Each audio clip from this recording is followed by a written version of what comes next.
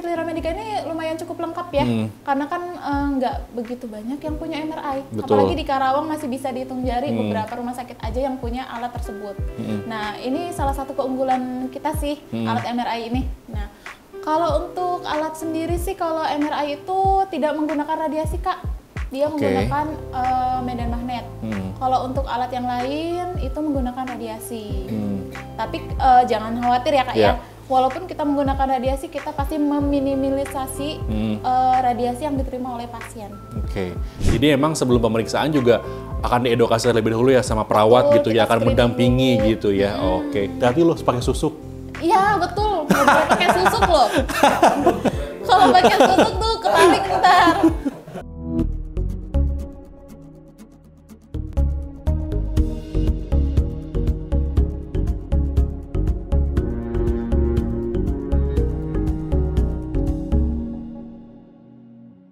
Ngomongin soal beberapa fasilitas dan layanan di Rumah Sakit Lira Medica, itu kan biasanya ada beberapa divisi gitu ya. Ada lab, ada MCU, ada fisioterapi. Nah, kali ini kita akan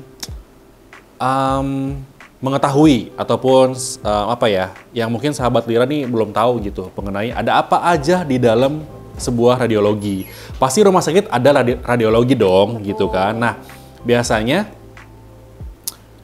di dalam radiologi itu ada apa saja sih di dalamnya? Nah, bersama Kak Putri, aku biasanya ngomongnya Teh Putri sih ya, biar lebih enak aja gitu. Yang sudah meluangkan waktunya di podcast kali ini, kita akan, Teh Putri itu sebagai apa di radiologi? Saya di sini kebetulan sebagai koordinator di radiologi Rumah Sakit Lira Medica. Oke, koordinator sebagai koordinator radiologi di RS Lira Medica gitu. Nah, tadi aku mau tanya dulu, mungkin sahabat Lira nih yang udah ke radiologi Rumah Sakit Lira Medica boleh ditulis kolom komentar ya. Gimana kesan dan pesannya gitu untuk radiologi dari Rumah Sakit Lira Medica gitu. By the way, ngomongin soal radiologi, sebenarnya kita mengerucut dulu ya Teh Putri ya. Sebenarnya radiologi itu untuk apa sih? Ruangan untuk apa gitu? Radiologi sendiri itu lebih tepatnya kayak penunjang medis ya, dan di situ tuh untuk menegakkan diagnosa. Sarana untuk menegakkan diagnosa. Jadi kan kita punya penunjang medis itu ada fisioterapi, ada laboratorium, juga ada radiologi. Nah, radiologi sendiri ini fungsinya untuk menegakkan diagnosa. Jadi misalnya diagnosa penyakit tersebut, misalnya penyakitnya apa gitu kan, kita harus ditegakkan dulu. Nah, menegakkannya itu dengan hasil penunjang medis, dan salah satunya yaitu radiologi. Oke, jadi kalau sahabat Lira nih, saya juga pernah ke radiologi ya beberapa kali. Ini apa ya namanya, dari medical check up biasanya, terus kan dicek gitu ya di radiologi ya. Nah, aku kadang sebagai orang awam, mungkin sahabat Lira juga bertanya-tanya gitu ya. Ada beberapa alat di radiologi gitu ya Teh ya. Ada MRI, ada CT scan kalau nggak salah ya. Dan ada banyak lah pokoknya. Nah, itu boleh nggak Teh dijelasin ke aku atau dan juga sahabat Lira yang lagi nonton gitu. Sebenarnya alat-alatnya ini, CT scan, MRI ini fungsinya untuk apa sih gitu? Kita itu di radiologi Rumah Sakit Lira Medica itu punya beberapa alat. Nah, saya sebutin dulu alatnya ya Kak ya. Kita punya alat MRI, kita punya alat CT scan, kita punya alat DR yang untuk ronsen kalau medical check up gitu. Terus kita punya alat panoramik, kita punya alat dental, juga kita punya alat USG. Nah, lumayan lengkap banyak kan? Ya? Iya. Banyak ya. Dan aku mikirnya cuman kayak di itu doang, kayak MR sama CT scan doang. Ternyata banyak juga di belakangnya. Rumah Sakit Lira Medica ini lumayan cukup lengkap ya, karena kan nggak begitu banyak yang punya MRI. Apalagi di Karawang masih bisa dihitung jari beberapa rumah sakit aja yang punya alat tersebut. Nah, ini salah satu keunggulan kita sih, alat MRI ini. Nah, kalau untuk alat sendiri sih, kalau MRI itu tidak menggunakan radiasi Kak. Dia menggunakan medan magnet. Kalau untuk alat yang lain itu menggunakan radiasi. Tapi jangan khawatir ya Kak ya. Walaupun kita menggunakan radiasi, kita pasti meminimalisasi radiasi yang diterima oleh pasien. Ini kalau MRI sendiri biasanya untuk pasien apa? Kalau MRI sendiri tuh kayak lebih fokus ke bagian apa ya? Jaringannya begitu Kak. Kalau CT scan kan kalau jaringan nggak begitu terlihat, tapi kalau di bagian apa diperiksa dengan MRI itu terlihat. Oh, terlihat jelas ya, maksudnya kayak jaringan-jaringan di dalam tubuh gitu ya. Oke, benar-benar sebagai penunjang ya. Maksudnya ya tadi disebutkan bahwa radiologi ini adalah kayak apa tuh tadi? Salah satu penunjang medis gitu untuk menegakkan. Iya, oke. Nah, selain MRI ada apa lagi nih Teh Put? Kita punya alat CT scan. CT scan ini adalah CT scan ini untuk menegakkan diagnosa juga. Jadi kayak misalnya dengan kasus-kasus salah satunya ya, kasus KLL, kecelakaan lalu lintas. Nah, itu bisa ditegakkan dengan cara di CT scan. Kayak misalnya mau melihat ada pendarahan nggak sih di area kepalanya pasien tersebut. Salah satunya seperti itu ya Kak ya. Sebenarnya fungsinya banyak, tapi mungkin salah satunya adalah untuk KRL ini gitu ya. Jadi nggak cuma kertas doang di scan gitu ya. Ini juga bisa, tubuh juga melalui CT scan juga itu bisa gitu ya, di scan. Takutnya ada apa-apa nih secara mungkin secara teknologi kali ya, seperti itu ya. Oke. Nah, yang aku jadi penasaran adalah tadi seperti disebutkan ada alat dental ya. Dental. Itu apa tuh? Kalau alat dental itu sendiri kayak misalnya kita lagi ada konsul ke gigi, ke kesehatan gigi, kita ronsen gigi itu untuk per satu gigi mau melihat akarnya itu masih bagus atau tidak. Nah, itu untuk pemeriksaan dental sendiri. Sebenarnya kita punya 2 alat, yaitu panoramik dan dental. Kalau panoramik sendiri itu menyeluruh Kak. Jadi untuk semua gigi bakal terlihat dengan pemeriksaan panoramik. Namun kalau untuk yang per satu gigi, kayak misalnya kita lagi ada spesialis gigi untuk perbaikan gigi, itu kita bisa dilihat dengan ronsen dental. Kasetnya kecil, filmnya kecil sekali. Itu per gigi itu kelihatan.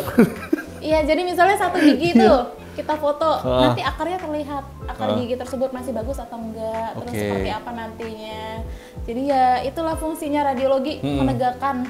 Iya, sekali lagi menegakkan lebih jelas lagi ya. Aku pikir tuh radiologi cuman kayak body part doang gitu loh, maksudnya dalam artian cuman dari sini ke bawah gitu ya. Ternyata juga gigi juga ada gitu ya, dan juga ada USG ya. USG betul. Nah, saya lupa. USG ini nggak pakai radiasi ya. Oh, nggak pakai radiasi. Jangan khawatir. Oke, jadi mau beberapa kali USG juga aman. Nah, USG ini juga untuk menegakkan diagnosa. Jadi misalnya kayak pasien KLL lagi ya contohnya. Nah, itu ada curiga takutnya kan ada pendarahan di area perutnya. Nah, kita tegakkan dengan USG. Nah, jadi saat di USG kita pastikan tuh ada nggak ya pendarahannya, seperti apa. Jadi supaya tindak lanjutnya lebih jelas begitu. Aku mikirnya USG buat ibu hamil doang tahu, ternyata ada juga ya. Bisa penyakit tertentu yang harus ditegakkan dengan USG. Oke, jadi emang lengkap banget gitu ya, dari ujung kepala sampai ujung kaki itu emang benar-benar radiologi ini bisa ya tadi gitu menegakkan diagnosa yang memang tampak dari luar gitu ya, jadi lebih dalam aja gitu. Kalau di radiologi kan di MRI itu kan kayak berapa lama? Kan biasanya setengah jam sampai 1 jam. Betul. Nah, itu buat orang yang takut sempit untuk jangka waktu kan ada orang yang punya fobia ya, betul. Nggak cuman cewek aja ya, cowok juga saya biasanya menemui pasien yang fobia lorong sempit. Apalagi itu infonya nggak boleh gerak sama sekali ya? Iya, harus tenang. Harus tenang banget. Apa yang jadi solusinya? Oh, kita punya solusi, tenang aja. Jadi pasien-pasien yang mungkin tidak kooperatif, terus dia punya fobia ruang sempit, nanti kita bisa berikan anestesi. Nah, itu kan jadi nanti pasiennya tidur, nanti bangun-bangun sudah selesai. Gitu. Oke, jadi cara edukasinya seperti itu ya. Jadi takutnya, wah saya nggak suka yang sempit-sempit nih gitu, fobia sempit gitu ya. Takut tempat sempit, soalnya kan lorong ya, satu badan tuh masuk lorong. Pasti ada aja yang takut. Atau bisa nyampe gemeteran tuh, waktu masuk gemeteran. Atau dia udah parno duluan ngeliat alatnya, alatnya begitu, gitu kan. Kirain dikasih earphone, headset gitu, itu dikasih musik itu? Iya. Kita kasih musik supaya pasiennya tenang. Jadi semua pasien itu nanti kita pasang earphone. Nah, saat dipasang earphone itu nanti kita kasih musik biar pasiennya tenang, rileks. Cuman kan bisa request nggak? Bisa dong. Dangdut gitu ya? Nggak, malah nggak gerak ya, nantinya malah jadi kayak joget-joget nggak sih kalau dangdut? Koploan dong. Apa mau murotalan biar lebih tenang kan? Mungkin yang lebih spesifik kali ya musiknya ya, nggak cuman dangdut koplo kali ya. Jadi lebih kayak musik kayak instrumen gitu-gitu kali ya. Musik instrumen ya biar lebih tenang pasiennya di dalam. Kalau musik dangdutan ntar dia cukup aja. Tapi untuk range pemeriksaannya sendiri yang di dalam itu berapa jam kira-kira? Infonya ada yang 1 jam kan? Iya, minimal sih 30 menit sampai 40 menit itu standarnya. Itu bisa sampai 2 jam, bahkan sampai 2 jam lebih.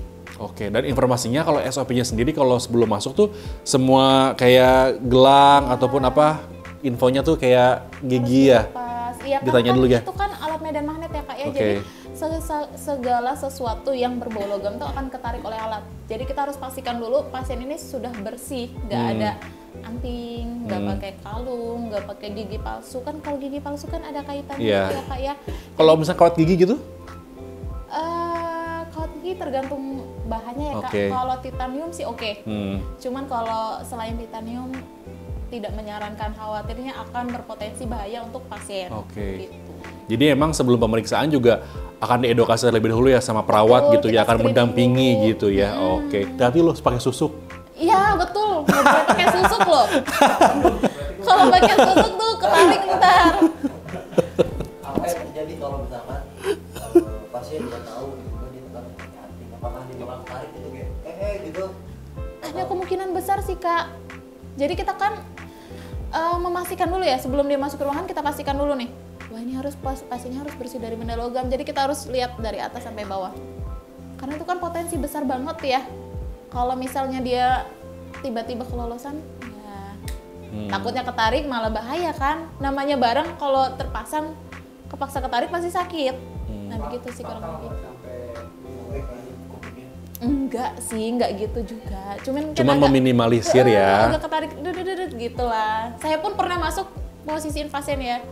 Kerasa karena saya pakai behel, jadi kayak kerasa det gitu doang. Emang ada apa kayak namanya? Ada tarikan gitu ya. Betul. Oke. Nggak boleh bawa elektronik handphone gitu nggak boleh. Nah, itu salah satunya.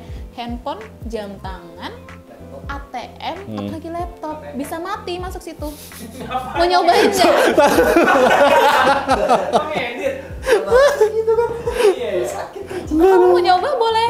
Jadi kayak ATM itu nanti bakal rusak masuk situ. Chipnya ya. Jadi nggak boleh. Makanya ada ini kan, ada warning di depan ya. Iya betul. Kan ini- kita pasang warning di depan itu besar kan. Itu memang udah nggak. Ada areanya juga kan yang di depan tuh yang garis merah Iya. itu area Safety-nya lah ya gitu. Berarti kalau iPhone 15 kan dari titanium, berarti boleh dong bawa iPhone 15. boleh kalau mau dicoba Kak. Iya, tapi rusak bukan tanggung jawab dari Iya, Rumah Sakit Lira betul. gitu, ya. Jadi intinya adalah balik lagi ya sebelum ngaco nih berdua.